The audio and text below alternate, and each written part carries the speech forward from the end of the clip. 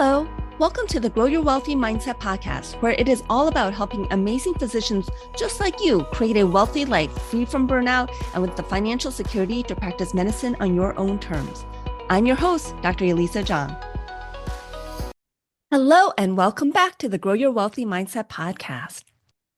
Have you ever heard a stock tip and wondered if you should act on it? Before you think about buying a hot stock, think twice. You want to avoid finding yourself in a pump and dump scheme. When people get mixed up in pump and dump schemes, it could start as hearing about an exclusive group that discusses hot stocks to buy. My own experience was seeing some post or getting an invitation to join a white coat investor WhatsApp chat. I joined the chat, but quickly noticed that something was amiss. It's against the white coat investor philosophy to invest in individual stocks. A quick Google search affirmed my suspicion, and that this was likely a pump and dump scheme. What exactly is a pump and dump scheme? Imagine a scenario like this. Someone approaches you with an opportunity to make money in the stock market by investing in an undervalued company that has promising technology. Or maybe it's a drug company who just got their potential blockbuster drug FDA approved. It sounds intriguing. There's no cost to you, so you figure you join and see what they're offering. A person represents themselves as an expert with years of experience in trading. Maybe he or she has worked at a hedge fund for the last few decades. You may be skeptical, but think, why not follow their recommendations and see how it does? You don't have to actually invest. You can just check it out. You see, indeed, that every stock they recommend seems to go up. So you decide to try with a small amount of money.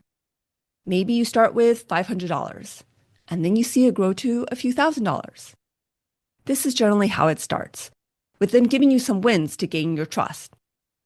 They lure you into a sense of false confidence and security. And then at some point, they make another offer, but they require you to commit to investing a lot more. The lure of easy money lures some people in. And there are other people in the group that says that they're in, which helps build momentum and confidence that maybe this is a good thing. They will suggest for you to buy a single stock in a small time frame, saying that they expect the stock price to increase in value very soon for a quick win. They give you a date to buy the stock. Maybe they even tell you a stop loss price to put in. Everything seems like it's good. They've never asked you for your personal information or any bank account information. So you think, well, they can't be scammers. So then you go and execute the buy order. Within a day or two of you buying the stock price plummets and you lose the majority of your so-called investment. Not every pump and dump scheme will look like this, but this is a scenario that does happen to people. And how does this happen? Well, the scammer buys a small company penny stock that has a low trade volume at a very low price. Then they pump it up by getting as many people to buy shares of the stock as possible. They talk about how it's the next hottest stock on Facebook groups, on different forums, and on Reddit. They form online chat groups. Once the stock price rises from all this demand, they cash out. They may even short the stock to benefit twice from their manipulation of the stock price. Short selling a stock is basically betting that the stock price will go down. It's a trading strategy that involves borrowing shares of a stock and selling them. When the price of the stock goes down, the trader then buys back the shares of the stock at the lower price and returns the stock that they borrowed. The trader keeps the difference between the price they sold the borrowed stock and the price they buy the stock back later, minus any fees, interest, or commissions. Shorting stocks has the potential for unlimited losses for a short seller. If the stock price goes up and keeps going up, eventually they will have to repurchase the stock at a higher price than they sold the borrowed stock in order to return the stock that they borrowed. You may or may not have heard of the run-up on GameStop stock shares that occurred in January of 2021. This involved pumping up the value of GameStop stock, but also something called a short squeeze. So here's what really happened. GameStop is a video game store chain that has been struggling due to people moving their purchases to online or even buying their games at places like Target and Walmart. The pandemic further reduced the number of people who were stopping in at their stores. The value of GameStop stock declined in 2020 with the pandemic. Institutional investors believed that the stock price would continue to fall, and they started short selling the stock.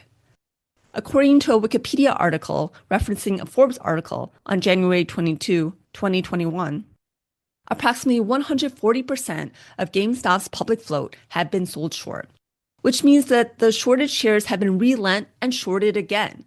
Imagine that. More shares of stock were shorted than were available to be traded. There is an online community on Reddit, a subreddit called Wall Street Bets, which discusses high-risk stock transactions. Discussion around GameStop stock saw that it was possibly undervalued. And with so much of the stock being sold short, there were people who thought it would be possible that they could trigger a short squeeze by driving up the price of the stock high enough that short sellers would have to capitulate and end up buying the stock back in order to cover their position and do that at a loss in order to avoid an even larger loss from continued stock price increases. Over the course of the next 2 weeks, the stock price for GameStop soared. According to the Dow Jones market data, more than 175 million shares of GameStop were traded on January 25th, compared to the 30-day average before that of 29.8 million shares. From what I understood at that time, there were a lot of young video game enthusiasts buying shares of the stock to stick it to the man, so to speak. But I have no evidence to back this. This was just conversation I had with my husband. The share price of GameStop was up 92.7% on January 26, when Elon Musk sent out a tweet along with a link of the Wall Street Bets subreddit group. After that, the price of GameStop jumped up higher, and on January 28, 2021, it reached its all-time highest intraday stock price of $483 a share. That's nearly 190 times its lowest value of $2.57, which was what the value of GameStop shares were 9 months earlier in April of 2020.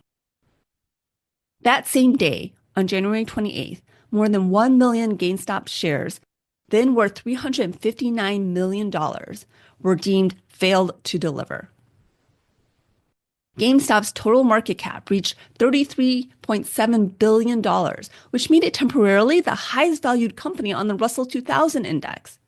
Robinhood, a brokerage firm, halted purchases of GameStop along with other volatile stocks. Other brokerages then followed Robinhood's lead. What goes up can come crashing down. On February 1st and 2nd, the stock price of GameStop plummeted 80% from its peak price. The stock price remained volatile through February and March, but by late March, short interest had dropped to 15%, compared to that 140% peak in January.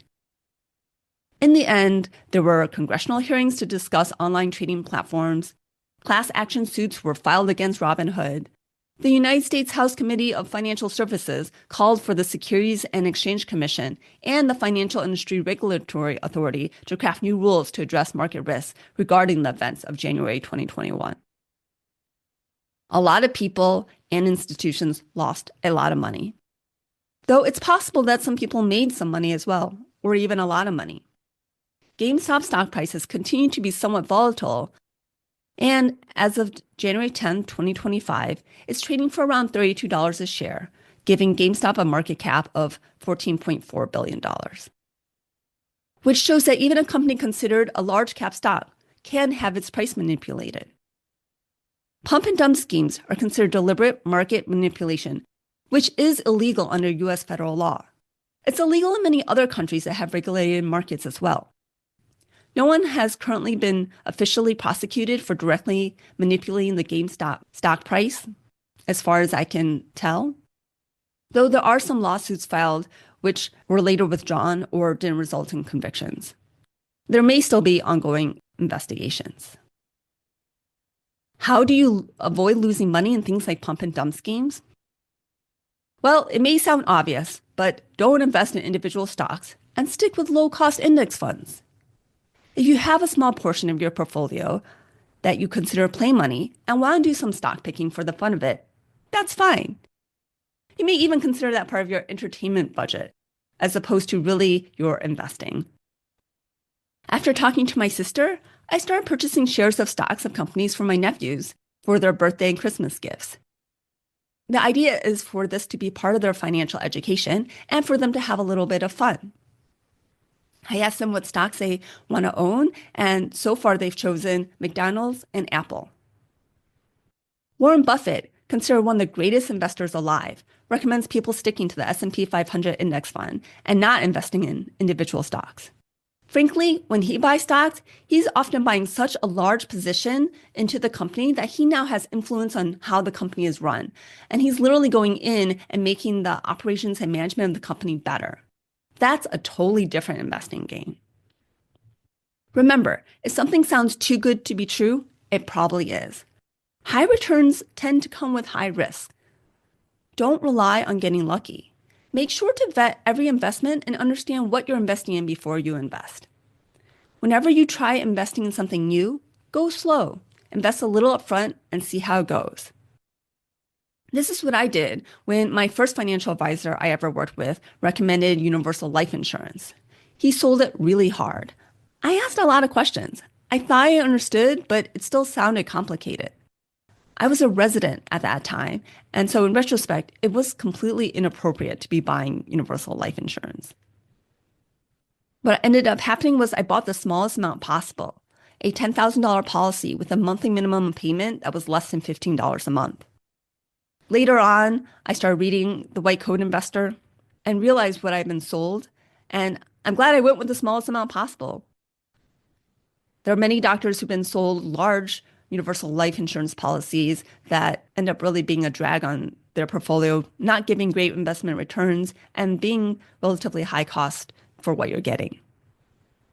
And this happened to me after I had already been reading financial books and learning about personal finance. And I probably did read something that advised against permanent life insurance.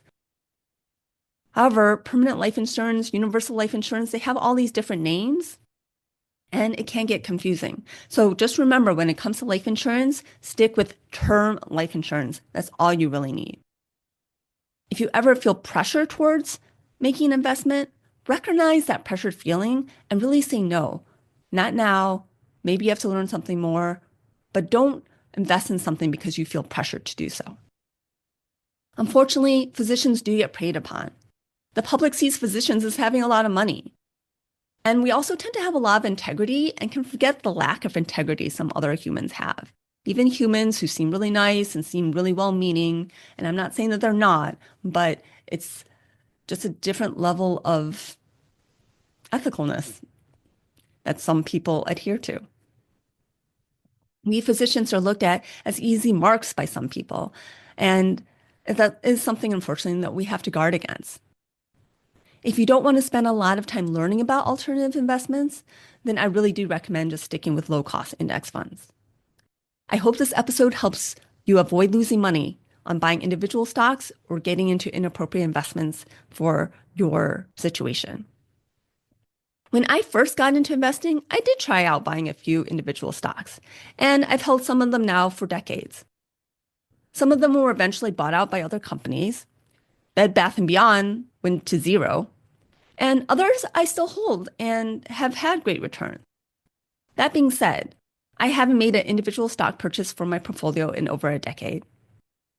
Index fund investing just has so many positives. I will be speaking about index fund investing at the White Coat Investor Conference 25, WCICon 25 in San Antonio, Texas. That's happening in the beginning of March. If you're attending the conference, please come say hello. I'd love to meet you. And thank you so much for being a listener of the Grow Your Wealthy Mindset podcast. If you enjoyed this episode, I would love it if you could share it with your friends and colleagues. And now for the disclaimer.